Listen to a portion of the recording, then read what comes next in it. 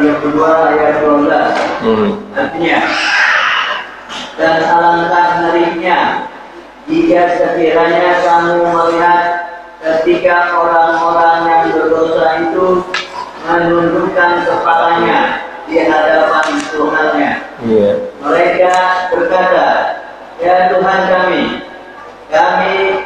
telah melihat dan mendengar, maka kembalikanlah kami ke dunia. Kami akan mengerjakan amal soleh. Sesungguhnya kami adalah orang-orang yang yakin. Iya, yakinnya salah lihat. Namanya ainal yakin. Betul? Kalau untuk mencapai ainal yakin itu gampang. Apa yang kita lihat itu yang kita yakini. Betul. Ketika dalil sampai hari ini kepada kita neraka akan ditegakkan seperti itu, dicampakkan ke dalam neraka begini dan begitu, yakin nggak? Belum tentu, kan belum lihat, ya kan? Ada yang kita sebut barusan itu adalah ainal yakin, ya. Yang kita butuh hari ini apa? Ilmal yakin. Yakin karena ilmu. Kalau kita yakin karena ilmu, nggak perlu pakai lihat. Karena bagaimanapun yang gaib itu tidak bisa kita lihat hari ini, tapi di hadapan Allah sudah ditampakkan, sudah diperlihatkan. Apalagi di kuburnya sudah ditampakkan pagi dan petang. Bagi ahli surga sudah ditampakkan surga, dibuka pintu surga, sudah tercium wanginya, dan orang-orang minta ketika itu segera untuk dijadikan kiamat supaya bisa menempati surga. Adapun orang-orang kafir sudah ditampakkan neraka pada pagi dan petang, dan dibuka pintu neraka, panasnya sudah sampai di alam kubur. Dan saat itu orang-orang kafir minta jangan sampai terjadi kiamat, karena dia sudah tahu tempat duduknya itu di mana. Ya, kita tidak tahu ini di penghujung kita ini seperti apa. Wallahu a'lam. Namun amal soleh yang sedang kita lakukan hari ini bentuk amal soleh. Segala sesuatu, sedekah, masya Allah. Bagaimana kalau kita sudah terlanjur melakukan dosa? Yang penting tidak ada istilah pintu tobat ditutup sebelum matahari terbit dari barat. Atau dalam riwayat lain dikatakan sebelum nafas sampai di kerongkongan. Selama itu mesti diterima tobatnya. Ya, ada harapan. Makanya kita selalu bertobat. Jangan sampai tunggu nanti sudah mau mati, sakratul maut, baru bilang saya tobat. Itu tobatnya Fir'aun. Makanya Fir'aun itu tobatnya ditolak, nggak diterima oleh Allah. Ya. Tapi kalau kita belum tahu bahwa nanti sebentar lagi mau mati, sekarang tobat, itu beruntung orang tersebut. Sebagaimana orang yang sudah membunuh 100 orang, dia tidak tahu mau mati, tiba-tiba dalam perjalanan dia mati. Ya, oleh karena itu diukur jarak antara surga dan neraka hanya terpaut dengan 1 jengkal, maka dimasukkan ke dalam surga. Padahal dia belum beramal, tapi niat tobatnya sudah benar-benar mantap, niatnya sudah benar-benar, padahal amal belum dilakukan, maka hijrah ketika itu. Coba kita buka lagi halaman 148. Saya bacakan biar jelas. Abu Hurairah radhiyallahu anhu berkata, saya baca terjemahannya saja karena waktu. Nabi sallallahu alaihi wasallam menceritakan dari Rabbnya, lalu bersabda, seorang hamba berdosa. Seorang hamba berdosa pasti. Ya, kullu bani Adam khata, khairul khata'ina tawwabin, ya. Setiap anak Adam pasti melakukan banyak dosa. Khata'un itu banyak dosa. Sebaik-baik manusia yang banyak berbuat dosa itu, kata Rasulullah SAW, apa? Bertobat, kembali kepada Allah. Makanya dalam hadis ini dikatakan, seorang hamba berdosa maka ia berdoa, Allahumma firli dzambi, ya Allah ampuni dosaku. Dijawab oleh Allah, hambaku berbuat dosa, dan mengetahui bahwa ia mempunyai Allah yang sanggup mengampuni dosa atau menuntut dosa. Ya, dalam hadis ini perhatikan 3 kali diulang. Kemudian dia berbuat dosa lagi. Lalu dia berdoa lagi. Allahumma ighfir li dzambi. Ya Allah, ampuni dosaku. Dijawab lagi oleh Allah, hambaku tahu, mengetahui bahwa Allah bisa menuntut dosa dan bisa mengampuni dosa. Dia berbuat dosa lagi. Syekh bin Baz rahimahullah berkata, manusia kadangkala mengulangi dosa berulang-ulang. Padahal kita sudah berjanji tidak mengulangi dosa, tapi tidak mungkin. Suatu hari bisa jadi kita akan mengulangi dosa yang sama. Tergelincir lagi kita dalam dosa yang sama. Bisa. Ketika itu kita berdoa lagi. Ya Allah, ampuni aku. Karena apa? Kita tahu Allah Maha Pengampun. Tadi sudah dimotivasi kita. Lalu dalam hadis ini dikatakan, maka aku ampunkan bagi hambaku, maka terserah padanya berbuat sehendaknya. Artis terserah ada keterangan. Selama manusia masih mau mohon ampun dan bertaubat kepada Allah, maka pintu ampunan tidak pernah ditutup oleh Allah. Selama manusia mau saja mohon ampun dan bertobat kepada Allah, pintu taubat tidak akan pernah ditutup. Ya, oleh karena itu mudah-mudahan kita yang hadir pada kesempatan ini kita mengimani Al-Quran, karena Allah sebutkan dalam Al-Quran jelas ayatnya. Kita imani hal hadis, karena Rasulullah SAW menyebutkan dengan hadis yang sahih. Kita imani, walaupun mungkin tidak terjangkau dengan perasaan kita, tidak terjangkau dengan pandangan kita, tidak terjangkau dengan pikiran kita, namun kita sudah ada ilmu yakin, karena kita yakin karena ilmu. Yakin karena ilmu. Ya, sebagian orang harus yakin lihat dulu, ya tunggu nanti di neraka kalau mau yakin sambil dilihat. Tadi ayatnya sudah saya bacakan. Ya, saya nggak yakin Ustaz, nggak apa-apa. Anda nggak yakin di sini, nanti juga di sana bakal yakin kok. Dipaksa yakin kita nanti. Orang udah nampak, sudah ditampakkan semua di hadapan kita. Mau nggak yakin bagaimana? Baru pada ngomong. Ya Allah, kembalikan saya sebentar ke dunia agar saya bisa melakukan amal-amal soleh. Sudah telat. Ya, kalau kita sudah sampai di sana, jangankan sampai di sana, dalam keadaan sakaratul maut tidak bisa dikembalikan karena sudah dilihat malaikat. Ya, pada 2 keadaan manusia sudah bertemu dengan malaikat. Di dunia ini ketika sakaratul maut dia sudah bertemu malaikat. Nanti di akhirat dia bakal bertemu dengan malaikat. Ya, kalau kita sudah bertemu dengan malaikat maut, malaikat pencabut nyawa, tidak bisa kembali lagi. Itu yang Allah abadikan dalam surah Al-Munafiqun, surat yang ke-63 ayat 10 dan 11. Coba kita lihat. Surat yang ke-63, surat Al-Munafiqun, ayat 10 dan 11. Ya.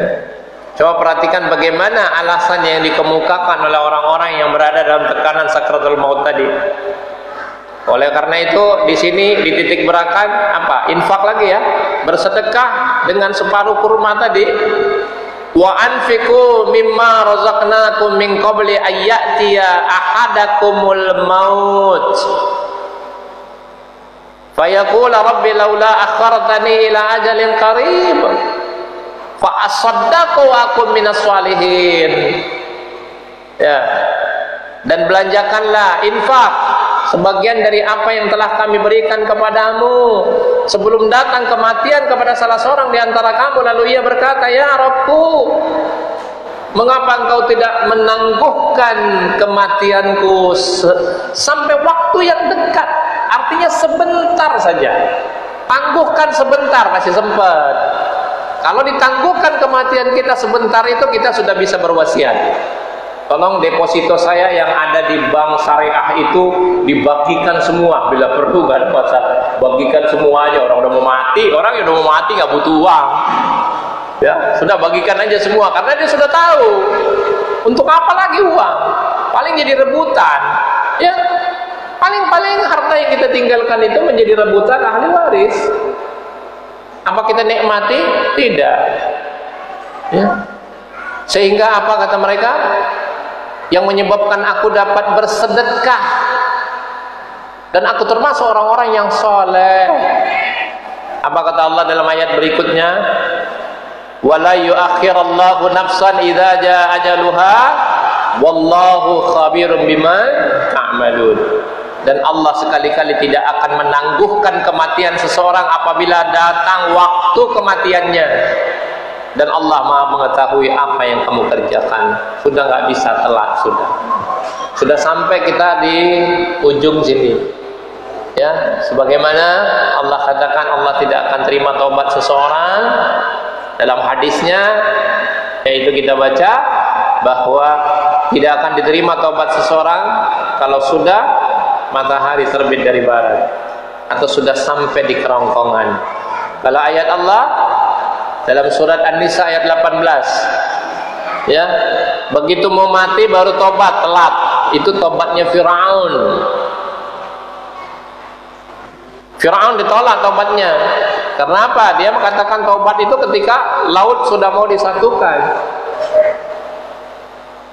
Surat An-Nisa ayat 18.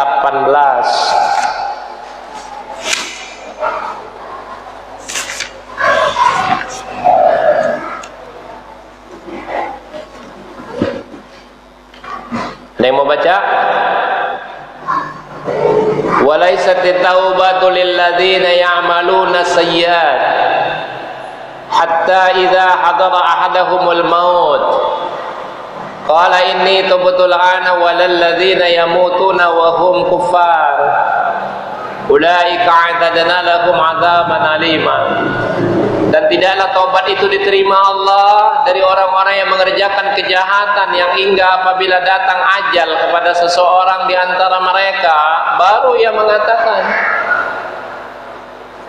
ya, sesungguhnya saya bertobat sekarang. Dan tidak boleh diterima taubat orang-orang yang mati sedang mereka di dalam kekafiran. Bagi mereka itu orang-orang itu telah kami sediakan siksa yang pedih. Jadi kalau mau tobat, jangan ketika sakratul maut, jangan ketika sudah ketemu malaikat maut, ya. Tapi bertobatlah sekarang. Syarat tobatnya sekarang. Sudah kita bicarakan dari awal. Karena ayat sebelumnya, dalam ayat 17-nya Allah katakan, innamat taubatu 'alallahi alladzina ya'maluna su'a bijahalah summa yatubuna min qarib fa ulaika yatuballahu 'alaihim wa kana Allahu 'aliman hakima.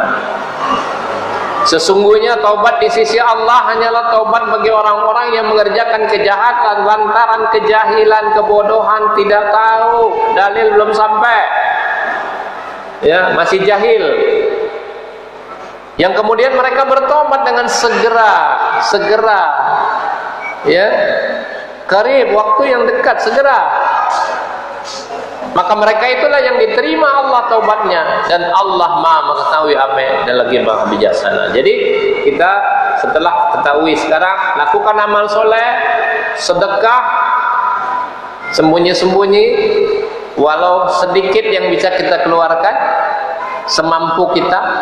Apa yang saat ini dibutuhkan manusia, ya, pertama adalah fuqara wal masakin, itu yang didahulukan. Bersedekah itu diutamakan kepada orang-orang fakir yang tidak punya pekerjaan, tidak punya penghasilan, ya. Tapi sebagian yang tidak mau minta-minta karena menyembunyikan diri, kasih kepada mereka. Atau kalau orang sudah datang minta, ya kasih. Karena orang sudah minta, ya, kalau sudah minta lebih gampang, berarti kita tahu dia sedang butuh. Tapi kalau jadi tukang minta-minta, ya itu urusan dia, ya. Gak usah, antum gak usah ikut campur urusan orang lain. Kalau dia minta, kasih. Kalau anda mau kasih, kasih. Kalau tidak, berkata baik saja. Itu sudah kita bahas juga kemarin, ya. Gak usah pakai ngomong macam-macam. Tapi kalau jadi kita ini gak usah jadi tukang minta-minta, Minta-minta ini nanti bercakar-cakaran di hari kiamat, ya. Jadi sampai nggak punya daging nanti. Jadi profesinya tukang minta-minta. Memperkaya diri tidak boleh. Kalau 3 orang bersaksi dia itu bangkrut, boleh minta. Ya, kalau dia sudah kelaparan, tidak makan, boleh minta. Kalau dia sudah mau menyelesaikan hutang, tidak bisa menyelesaikan hutang tanpa dia minta, boleh minta. Minta untuk menyelesaikan hutang, boleh. Kecuali itu tidak boleh. Ya. Mudah-mudahan kajian yang sedikit ini akan manfaat untuk kita. Dan sisanya kita baca satu ayat lagi. Semua ini kita bicarakan berfokus kepada amal soleh, beriman kepada Al-Quran. Allah hapuskan dosa-dosa kita sebagaimana Allah sebutkan dalam surat Muhammad ayat yang kedua, ya. Walladzina amanu wa 'amilus shalihat wa amanu bima nuzzila 'ala Muhammadin wa huwal haqq min rabbihim kaffara 'anhum sayyi'atihim wa aslaha balahum. Dan orang-orang mukmin yang beramal soleh serta beriman kepada apa yang diturunkan kepada Muhammad. Apa yang diturunkan kepada Muhammad sallallahu alaihi wasallam? Al-Qur'an, ya. Apa yang diturunkan kepadamu, kalau Allah sebutkan kepadamu berarti kepada Muhammad sallallahu alaihi wasallam. Dan itulah hari hak dari Rabbmu. Itu yang hak dari Rabbmu. Allah menghapuskan kesalahan-kesalahan mereka dan memperbaiki keadaan mereka, ya. Insyaallah. Kemudian ada ayat yang lain, satu lagi supaya jelas, kita jihad di jalan Allah, sungguh-sungguh, ya. Segala sesuatu ketika kita ini sudah bersungguh-sungguh, Allah akan buka jalan. Kalau kita tidak bersungguh-sungguh, nanti jalan-jalan Allah tidak dibuka, akhirnya tertutup juga, sulit kita untuk melangkah ke depan. Itu yang Allah jelaskan setelah baca surat 29 ayat terakhir, baru kita tanya jawab, enggak nambah lagi, ya. Coba dibuka surat 29 ayat terakhir 69.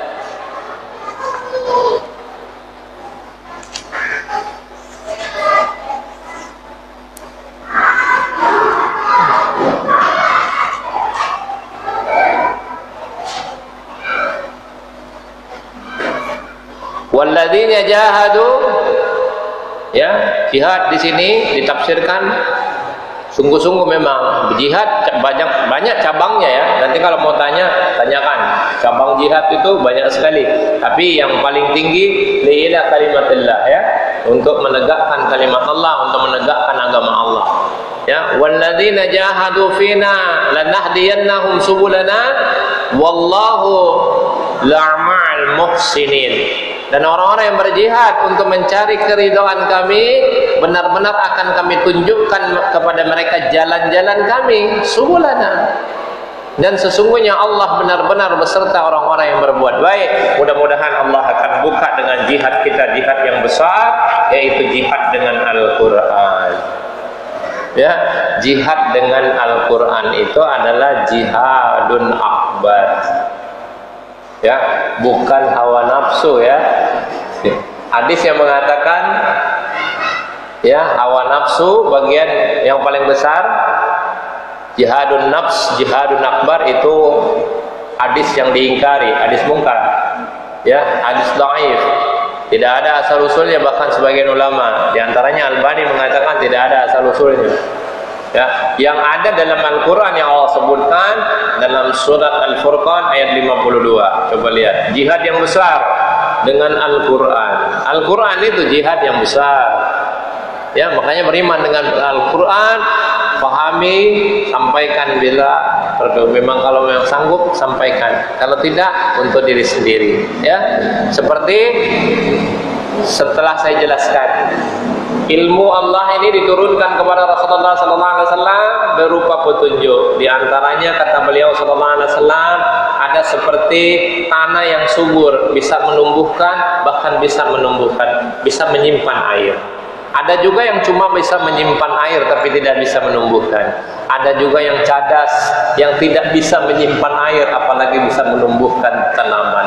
Nah, mudah-mudahan kita walaupun tidak bisa menumbuhkan, bisa menyampaikan kepada orang lain, tapi kita paham untuk diri kita sendiri dulu, kita selamatkan diri kita dan kepada keluarga kita, insya Allah. Dalam ayat ini kita bisa baca ya, tadi surat berapa yang saya tunjukkan terakhir? Iya, jihad akbar ya. Surat Al-Furqan, surat yang ke-25, ayat yang ke-52. Coba kita lihat. Fala tuti'il kafirin wajahidhum bihi jihadan kabira. Maka janganlah kamu mengikuti orang-orang kafir dan berjihadlah terhadap mereka dengan Al-Quran, dengan jihad yang besar. Jadi jihad yang besar itu adalah jihad dengan Al-Quran. Sampaikan semampu kita. Ya, mudah-mudahan kita semua diberi petunjuk oleh Allah dan Allah mudahkan kita untuk mendapatkan surganya Allah. Amin ya rabbal alamin. Sisanya kita pakai untuk tanya jawab. Silakan yang masih mengganjal boleh bertanya sampai waktu yang ditentukan.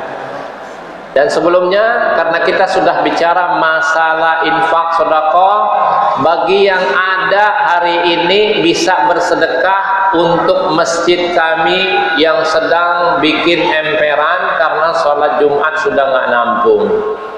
Bagi yang punya bisa dikasih ke saudara saya nanti, yaitu Pak Ustadz Ibrahim boleh, dengan Pak Ustadz Jaya boleh, ya. Berapapun, walaupun senilai separuh biji kurma. Ya, antum kalau beli kurma 1 biji dikasih gak? Beli kurma 1 biji. Kayaknya udah langka sekarang beli kurma 1 biji ya. Paling belinya 1 on. Ya udah terserah, semampunya jika punya, ya. Baik, silakan yang lain. Mau tanya? Ya.